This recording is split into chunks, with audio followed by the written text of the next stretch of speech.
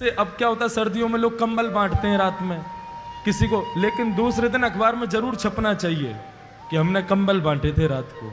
Facebook पर जरूर update होनी चाहिए हमने कंबल बांटे थे रात को। वो भक्ति पथ नहीं है। तुमने क्या दान किया, क्या पुण्य किया, तुम्हारे पड़ोसी को भी नहीं पता चले। तुमने इस हाथ से दिया, तुम्हारे दूसरे हाथ को पता ही ना चले कि मैंने क्या दिया, तो तुम भक्ति के पथ पर चलने के लायक हो। भगवान कहते हैं हम जो कुछ भी करते हैं सब कुछ भगवान को अर्पित करना है। बंधुओं, एक बात ध्यान से सुनना, भक्त, भक्ति, भगवान और गुरु हर अलग अलग नाम हैं, लेकिन वास्तविक में एक ही है। कौन कौन से? भक्ति, भक्त, भगवान और गुरु। फिर से बता रहा हूं, भक्ति, भक्त, भगवान और गुरु, ये चार नाम हैं, लेकिन वास्तविक में एक ही है। भक्ति, भक्त, भगवंत, गुरु, चतुर नाम वपु एक, तिनके पग बंधन किए नाशहि विघ्न अनेक। एक बार एक सेठ जी ने कथा करवाई। व्यास जी आए, सेठ जी ने अपने सभी मित्रों को निमंत्रण दिया, बोले भाई सबको कथा में आना है, हमने कथा करवाई है। अब यहाँ गर्ग जी ने कथा करवाई, उन्होंने सब अपने फैमिली मेंबर्स को, अपने मित्रों को इनवाइट किया ना, सब आए। तो जैसे कोई अगर अच्छा हमारा दोस्त आता है तो हम क्या करते हैं, उसको स्टेज पर लेकर के जाते हैं महाराज जी से मिलवाने के लिए। महाराज जी हमारा बहुत अच्छा दोस्त है ये। ऐसे ही वो सेठ जी ने कथा करवाई तो उनका एक दोस्त आया, अपने दोस्त को लेकर के ऊपर मंच पर गए और मंच पर जाकर के महाराज जी से मिलवाया। और वो दोस्त जो था वो कभी भजन वजन नहीं करता था, लेकिन अपने दोस्त के कहने पर वो आ गया था कथा में। आज जैसे ही मंच पर आया, ध्यान से सुनना सभी लोग, संत जो थे वो चेहरा देख करके ही समझ जाते थे कि आदमी भजन करता है कि नहीं करता। जैसे ही वो उनके पास आया तो जो वक्ता कथा कर रहे थे उन्होंने उससे कहा, वो सब तो ठीक है महाराज, आप थोड़ा भजन किया करो, आप भजन नहीं करते हो। वो आदमी कहने, अरे महाराज जहर खाने का समय नहीं है, आप कह रहे हो भजन किया करो। एक सेकंड का समय नहीं मिलता मुझे फैक्ट्री से, आज बड़ी मुश्किल से 5 मिनट निकाल के आया हूं आपकी कथा में आने के लिए, बहुत समझिए आप। संत बोले, अच्छा तुम यदि भजन करोगे ना तो तुम्हारी जो बिजनेस है ना वो 10 गुना ज्यादा तीव्र गति से कमाई करवाएगा तुम्हारा, देख लेना। अब जिसको अपनी बिजनेस की पड़ी रहती है और बढ़े, और उसको तो उपाय चाहिए कैसे भी बढ़े। अच्छा सच में? बोले हाँ, 5 मिनट बस भजन करना है तुम्हें, सब हो जाएगा काम। कहीं भी समय निकालो, 5 मिनट भजन करो। तो उसने कहा कभी भी कर सकते हैं? बोले हाँ कभी भी करो। और उस भले आदमी ने पता कौन सा समय चुना? सुबह सुबह बाथरूम में बैठ करके भगवान का भजन करता था। बाथरूम में बैठे बैठे सीताराम सीताराम सीताराम कहिए, जाहि विधि राखे राम ताहि विधि रहिए। सीताराम सीताराम सीताराम कहिए, जाहि विधि राखे राम ताहि विधि रहिए। ओ सीताराम सीताराम सीताराम कहिए, जाहि विधि राखे राम ताहि विधि रहिए। सीताराम सीताराम सीताराम कहिए, जाहि विधि राखे राम ताहि विधि रहिए। सीताराम सीताराम सीताराम कहिए, जाहि विधि राखे राम ताहि विधि रहिए। सीताराम सीताराम सीताराम कहिए, जाहि विधि राखे राम ताहि विधि रहिए। बाथरूम में बैठा बैठा वहीं गाता था। पेट भी साफ हो रहा है, मन भी साफ हो रहा है, दोनों एक साथ हो रहे। अब हनुमान जी का एक नियम है, जहां कहीं भी भगवान के भजन कीर्तन चलते हैं, प्रभु चरित्र सुनवे को रसिया, प्रभु चरित्र सुनवे को रसिया। ओ प्रभु चरित्र सुनवे को रसिया। ओ प्रभु चरित्र सुनवे को रसिया। और राम लखन सीता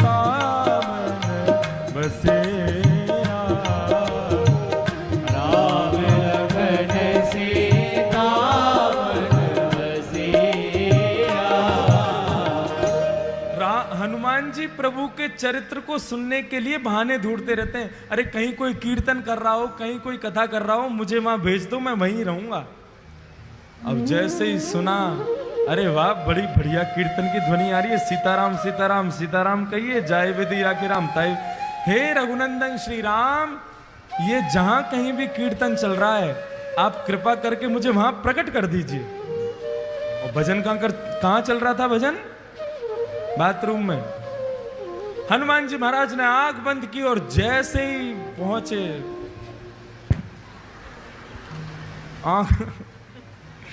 आंख खोल करके देखा, हनुमान जी महाराज का पूरा दिमाग खराब हो गया। क्या कर रहा है भाई? बोले भजन कर रहा हूं। ये जगह मिली थी तुझे भजन करने की? एक तमाचा मारा खींच करके उसको, रुक जा तेरी शिकायत करके आता हूं अभी राम जी से, कभी भी तुझे वैकुंठ नहीं बुलाएंगे अपने पास में। हनुमान जी का ऐसा दिमाग खराब हुआ, सीधे भगवान। अब इसका मतलब ये मत सोचना सुबह सुबह आप भी कहीं भी कर लो भजन, तो कोई बात नहीं है। हनुमान जी महाराज सीधे राम जी के पास पहुंचे। राम जी के दरबार में जैसे ही पहुंचे, राम जी महाराज बड़े दीनहीन सा मुख बना करके दर्द के मारे करा रहे थे, बैठे थे चुपचाप। हनुमान जी महाराज बोले, मेरे रघुनंदन श्री राम, मेरे प्यारे श्री राम, आपको मैं प्रणाम करता हूं। प्रभु आज एक आपको बड़ी बड़ी विचित्र बात मुझे बतानी है आपको। राम जी बोले, हाँ बताओ। नहीं पहले आप बताओ, आप इतने उदास क्यों हो? नहीं कुछ नहीं, ऐसा कुछ नहीं। नहीं नहीं प्रभु बताना तो पड़ेगा आपको। अरे भाई बोला ना कुछ नहीं। प्रभु आपको मेरी सौगंध, बताइए ना क्या बात है। मैं आपको दुखी नहीं देख सकता, आप एक बार बताइए तो सही क्या कष्ट है। राम जी बोले, हमारी पीठ में बहुत तेज दर्द हो रहा है। बोले क्यों? बोले स्वयं खुद ही देख लो। जैसे पीछे पीठ के पास गए, हनुमान जी बोले कहां देखना है? बोले हमारा अंग वस्त्र हटाओ। अंगवस्त्र जैसे ही हटाया महाराज, बानर के पंजे का निशान बना हुआ था वहां पर। हनुमान जी महाराज बोले, प्रभु किस बानर की इतनी हिम्मत हो गई, मेरे होते हुए आप पर प्रहार किया उसने? राम जी बोले, बस ऐसे ही है, कुछ लोगों को ज्यादा ही छूट मिल गई। बोले नहीं नहीं प्रभु आपको बताना तो पड़ेगा, ये लगी कैसे आपको? राम जी बोले, हम नहीं बोलेंगे। बोले नहीं नहीं प्रभु बताना पड़ेगा। बोले हम नहीं बताएंगे। बोले आप मत बताओ, मैं एक अभी फिंगरप्रिंट चेक करवाता हूं ना। किसके फिंगरप्रिंट्स हैं इस पर? सारे बानरों को बुला लिया विश्व भर के और कहा, किसकी हिम्मत हुई मेरे राम जी को हाथ लगाने की? बानर सब कांपने लगे। बोले महाराज हमारी हिम्मत नहीं है, हम तो राम जी को दूर से ही देख के भाग जाते हैं। आप जो उनके पास रहते हो, हम मारने की सोच भी नहीं सकते। बोले ऐसे नहीं बताओगे, एक एक करके आओ और अपना हाथ रखो। जिसका हाथ यहां पर सटीक बैठ गया उसी ने मारा है। और एक एक करके सारे बानर जा रहे हैं, राम जी के उस पंजे पर हाथ लगा रहे हैं। राम जी मन ही मन प्रसन्न हो रहे हैं, कर लो सब कुछ कर लो, जो करना है कर लो। एक एक करके सारे बानर चले गए महाराज, एक का भी हाथ नहीं बैठा। हनुमान जी चरण पकड़ के बैठ गए, प्रभु बताइए ना किसने मारा? इनमें से तो कोई भी नहीं था। अच्छा बता दूं? बोले हाँ बताओ। तुमने अपना हाथ लगा के देखा क्या? हनुमान, अच्छा मैं आपको लगता है मैं मारूंगा? नहीं मैं मार तो नहीं सकते, पूछ रहा हूं तुमने लगा के देखा? बोले नहीं, एक बार देख के आओ। हनुमान जी महाराज पीछे गए, घबराने लगे, कांपने लगे। बोले मैं हाथ कैसे लगाऊं? और जैसे जैसे हाथ पास आता जावे वो वैसे वैसे मैच होता जावे। और जैसे ही रखा बिल्कुल उसी शेप का था जिस शेप का हनुमान जी का हाथ। हनुमान जी रोने लगे, प्रभु मुझसे ये अपराध कैसे हो गया? तब राम जी कह रहे हैं कि भक्त भक्ति भगवंत गुरु, चतुर नाम वपुए,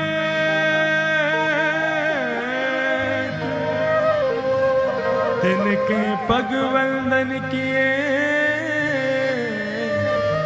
नाशहि विघ्न अनेक। हनुमान, भक्ति, भक्त, भगवान और गुरु, जब मनुष्य मेरा भक्त बन जाता है ना, तो वो मेरा ही स्वरूप हो जाता है। उस पर आया कष्ट वो मुझे भी लगता है। तुमने मेरे एक भक्त को मारा, वो पीड़ा मेरे भक्त को कम हुई, मुझे ज्यादा हुई है, इसलिए मेरी कमर में लगा है। बंधुओं, भगवान कहते हैं जब व्यक्ति सर्वस्व मुझे अर्पित कर देता है तो उसका दुख मेरा दुख है, उसका सुख मेरा सुख है, उसका आनंद मेरा आनंद है। और वही भक्ति पथ का पहला स्वरूप है। हम जो कुछ भी करते हैं सब कुछ भगवान को अर्पित करना है। फिर दुख की घड़ी में भी वो तुम्हारे साथ है, सुख की घड़ी में भी वो तुम्हारे साथ है। ये भक्ति पथ का पहला मार्ग समझ में आ गया सब लोगों को। हम जो कोई भी पुण्य करते हैं, एक बार मुख से यदि हरि नाम भी निकलता है तो भी भगवान से कहो प्रभु मुझे इसके बदले कुछ नहीं चाहिए, आप रखिए। भगवान की दरबार में तीन चीज हमेशा याद रखना, तुच्छ, कुछ और सब कुछ। हमारे घर पर कोई मांगने वाला आ जाता है तो हम अपने घर की सबसे तुच्छ वस्तु उसको देते हैं, देते कि नहीं देते? लेकिन हमारे घर पर, हमारे बिजनेस में, हमारी फैक्ट्री में काम करने वाले लोगों को होली दिवाली हम कुछ ना कुछ तोहफा देते हैं, कुछ देते हैं। लेकिन अपने खुद के बेटे और खुद की बेटी को हम सब कुछ दे देते हैं। यही रूल भगवान के मंदिर में लागू होता है। तुम भगवान से जाकर के भगवान के दरबार में कुछ मांगोगे, वो तुच्छ से तुच्छ वस्तु देंगे, ले जा। लेकिन भगवान की कुछ सेवा करोगे तो भगवान कुछ देंगे। लेकिन भगवान के सामने भक्ति के पथ पर चल करके सर्वस्व भगवान को दे दोगे तो भगवान भी तुम्हें अपना सब कुछ अर्पित कर देंगे। ये भक्ति पथ का प्रथम स्वरूप है। और भक्ति पथ का दूसरा स्वरूप क्या है? दूसरा स्वरूप थोड़ा कठिन है, अच्छे से इसको आदमी अपना नहीं सकता। कौन कौन से? ध्यान से सुनना। कि खंबायु यज्ञं सलिलं महिं च ज्योतिषि सत्त्वानि दिशो द्रुमादीन् सरित् समुद्रांश हरे शरीरम यत्किंच भूतम प्रणमेदनन्यम। भक्ति पथ का दूसरा स्वरूप क्या है? मैं पहले ही बोल दे रहा हूं, ये बहुत कठिन है। क्या? अपनी आंखों के आगे दिखने वाली प्रत्येक वस्तु में भगवान को देखना है, और ये हम नहीं कर सकते। बहुत कठिन है इसको करना। लेकिन बंधुओं, भगवान कहते हैं जिसने ऐसा कर दिया एक दिन उसको भी पता नहीं चलेगा और मैं वास्तविक स्वरूप में उसके सामने आ ही जाऊंगा। जो सब में मुझको देखेगा एक दिन मैं उसके सामने खड़ा हो ही जाऊंगा। एक संत थे, वे संत गंगोत्री से गंगा जी का जल लेकर के आ रहे थे और सोच रहे थे मैं रामेश्वरम में जाकर के इस गंगा जल को चढ़ाऊंगा। आपने कथा सुनी होगी, नामदेव जी था शायद नाम उनका। गंगोत्री से चल करके रामेश्वरम पहुंचे 2-3 महीने में।